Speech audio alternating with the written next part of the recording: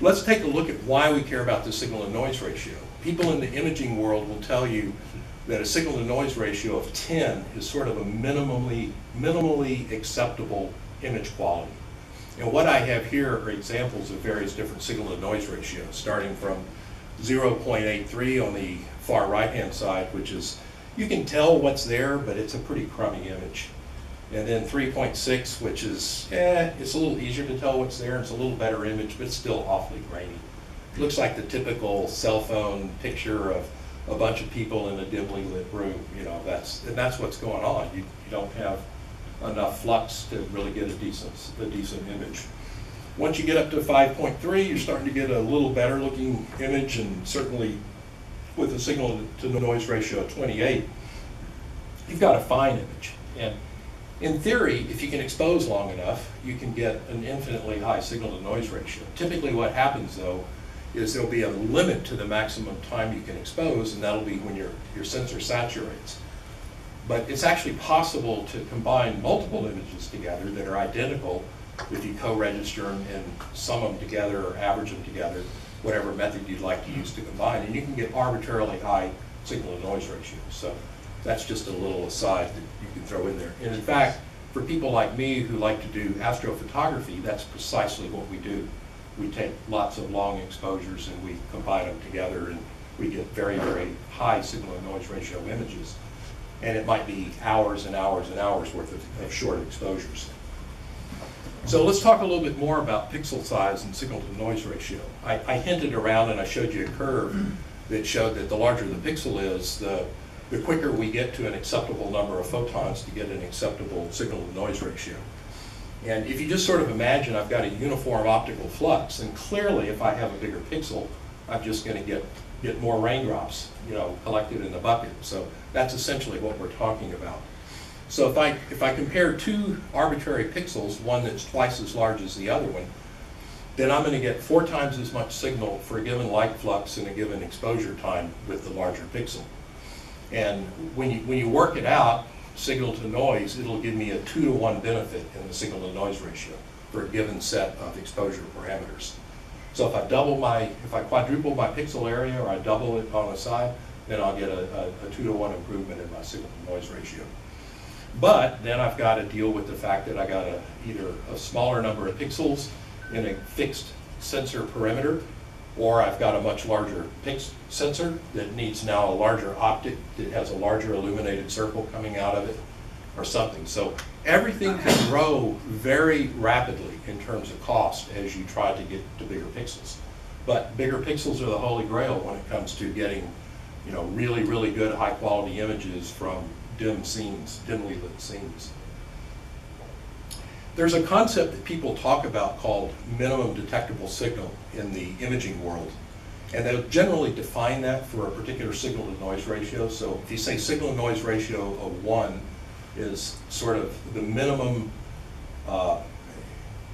shall we say, the minimum detectable signal by definition, then for a given set of lens transmission parameters, magnification, F number, quantum efficiency, average signal level, and so on, we can plot out a family of curves here that show the minimum lux to attain that signal to noise ratio as a function of read noise and for different pixel sizes. So I haven't really talked about read noise, but read noise is just basically an uncorrelated noise that is a function of the hardware in the system. So with absolutely no signal applied at all and no dark signal, there's always some little bit of noise that comes out of the system. So that actually impacts the minimum detectable signal. If you can drive the read noise to 0, then you're doing much better off, and that's why you see that on this axis.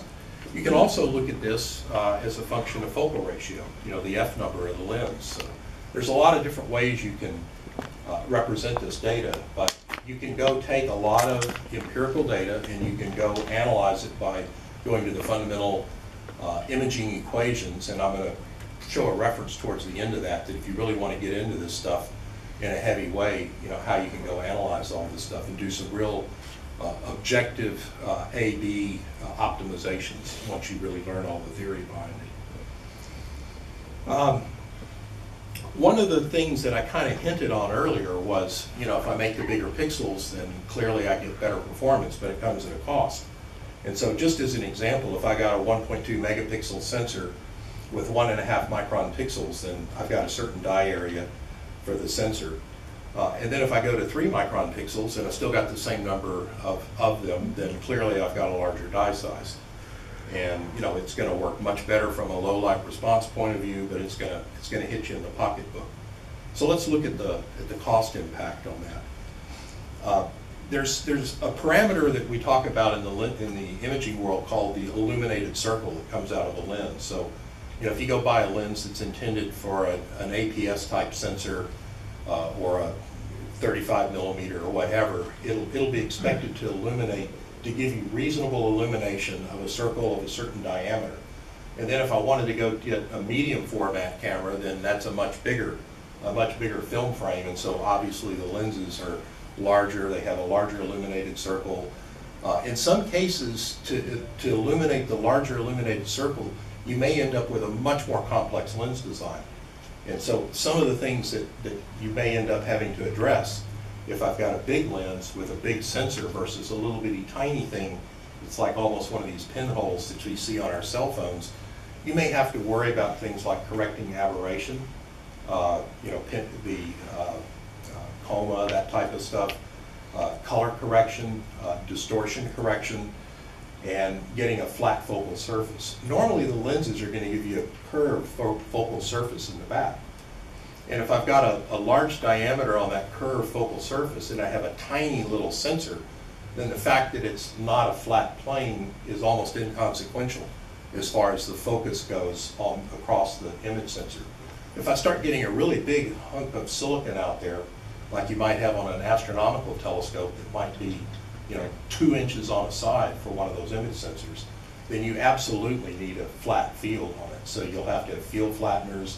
You can have multiple elements of different glass types in order to compensate for the chromatic aberration and some of the other aberrations in it, the shapes of the lenses and so on. So getting big lenses that have good quality get really expensive really fast. And I think I'm being generous here saying the optics cost grows as the cube of the illuminated circle. It may be even a stronger function. It may be to the 4th power.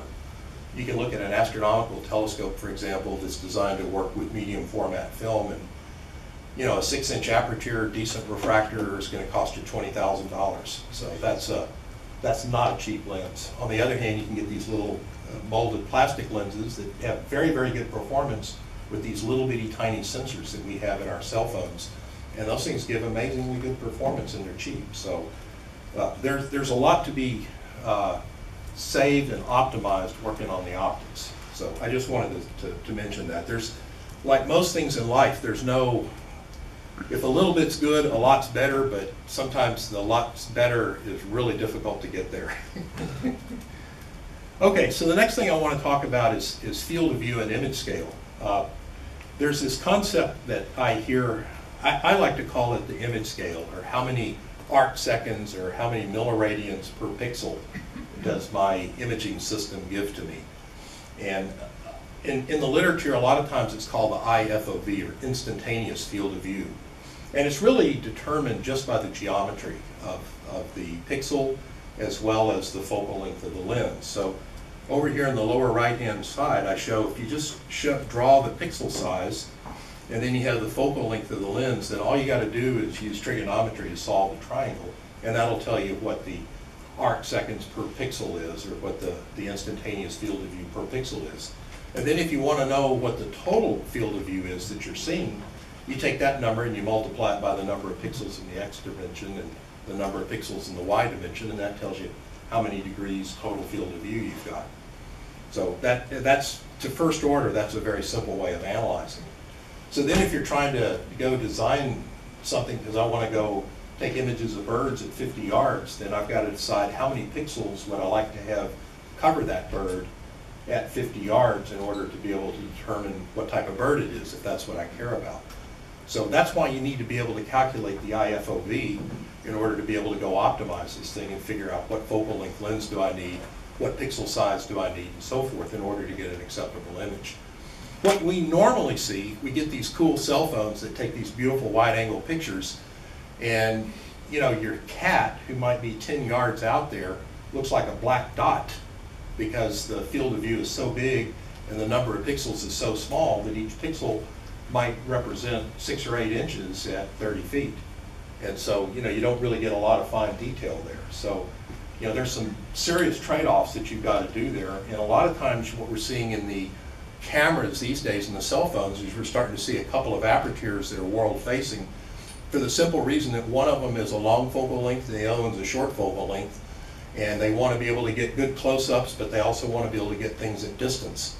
And unfortunately, because of the thickness of the cell phone, it's kind of tough. You got some tough mechanical constraints on spacing the lens away from it and having mechanical zoom and some other things like that. So sometimes it's just simpler to have a couple of fixed focus cameras and you use software to sort of determine which one you're going to use or how you're going to blend them and so forth to get that compound image. Okay, next thing I want to do is I want to talk about illuminators. On illuminators, if you're going to use them, like maybe you want an illuminator just so I can take a picture in the dark, okay? So that's one usage for them. Another one might be, maybe I have an illuminator that's got some kind of diffractive optic in it that causes a pattern to be cast onto the scene, like I would be using in a structured light type of imager, or in the case of like our demo that we're going to show, where we throw a pattern on it to solve the featureless object case. So in either case, I've got an illuminator. The illuminator is going to have a field of view and it's going to have an optical power. So I might want to design the illuminator so that it just illuminates the field of view that my camera is going to see. So if I've got a TOF system, maybe I've got a 30-degree field of view that I'm subtending. So I designed my illuminator to also have a 30-degree field of view. Now the question is, how much power am I getting on the scene? So what I want to go through is say, okay, if we say we got the 1 magical watt of illuminator power, and we want to have 1 watt per square meter, so there's some distance away that my illuminator is going to illuminate exactly 1 square meter, then I'll have 1 watt per square meter at that distance. If I double the distance, then now I'm, instead of illuminating 1 square meter, I'm illuminating 2 by 2 meters or 4 square meter, and so now I have a 1/4 watt per square meter of my optical power. So that's all I'm showing here as I move further away from the projector. So perhaps at 1.5 meters, I've got exactly one square meter of area there, and I just fill that up with light.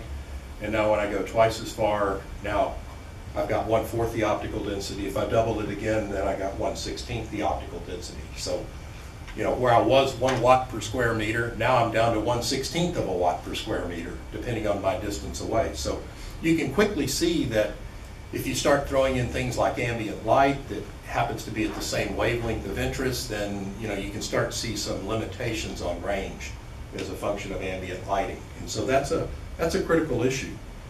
Likewise, if I happen to change the field of view of the illuminator, like instead of having a 30-degree field of view, maybe I want a 60-degree field of view on my illuminator, then I got the same problem, right? So again, I'm spreading the optical energy over. So this comes up as an issue, and that's part of the reason why I was saying earlier that I think the TOF type technologies have difficulty supporting wide fields of view, particularly at distance.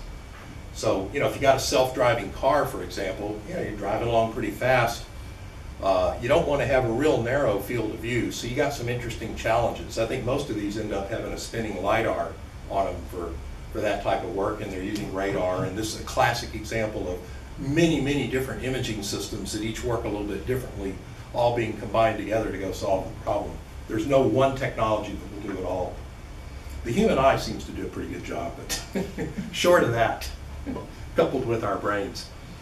Okay, the next thing that I want to talk about, and this is sort of taking me towards the end of the talk, is talking about using the near IR illuminators in sunlight. And basically the problem with sunlight is we got this really bright light source up there. And if we got up out of the atmosphere and we looked at it, it's classic black body radiation, right? When you get down at the bottom of the atmosphere and you got water vapor and you got other things in it, you end up creating some holes. There's some lines or wavelengths that just don't make it through very well because of absorption and so on. It turns out there's an absorption line pretty close to 850 nanometers, and that turns out to be a commonly used wavelength for this type of illumination. I'm not sure if they picked it for that reason or if it was just because of the material properties of the VCSEL laser that happened to give them a 850 nanometer wavelength, but it seems fairly convenient to me that there's a sort of an absorption notch in that range, so at least it helps you out some. But here's the essence of the problem. You know, if I took a look at the visible light plus the near IR from just unfiltered sunlight, it's on the order of a kilowatt per square meter, okay? And then I can take a narrowband filter, or I can take a long pass filter. So in other words, I pass only the long wavelengths and I block all the short wavelengths. So you might also call that a near IR pass filter. I could put a near IR pass filter in front of whatever I'm imaging, and I could block out most of that energy. But I'm still going to have a fair amount of energy that's just in the near IR part of the spectrum. And I can narrow that down a lot by spending a lot of money and getting a really, really narrow filter that only allows one wavelength, very narrow wavelength range through, and then image at that wavelength if I want to get decent contrast. But that's money. And if I get a wide angle that I need to look at, and I got a fairly large sensor, so now my chief ray angle is starting to deviate significantly from normal to the surface of the sensor, then I see blue shift at that passband. So towards the edge of the sensor where the chief ray angle is really off at an angle, pretty heavy angle, that may blue shift right out of the passband of the sensor. So there's some issues there, and I just wanted to cite those. But the basic issue is, how do I get enough contrast so that this thing will work in the outdoors in the bright sunlight? What normally works is you got to do all those things I said, and you end up limiting your range. And so that's the problem with TOF and structured lighting in the bright sunlight. So